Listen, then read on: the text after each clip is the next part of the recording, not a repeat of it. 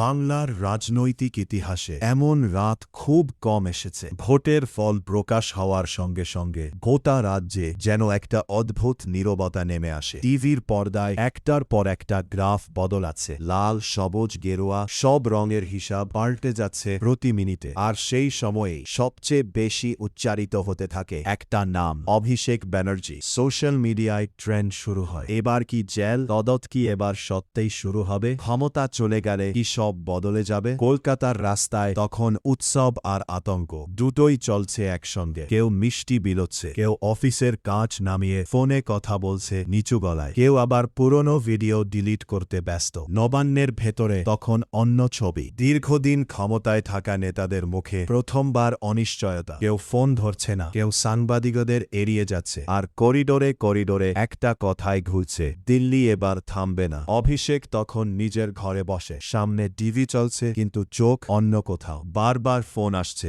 দলীয় নেতারা, আইনজীবী, ঘনিষ্ঠ মানুষ সবাই একটা কথাই বলছে, আগামী কয়েকটা দিন খুব কঠিন।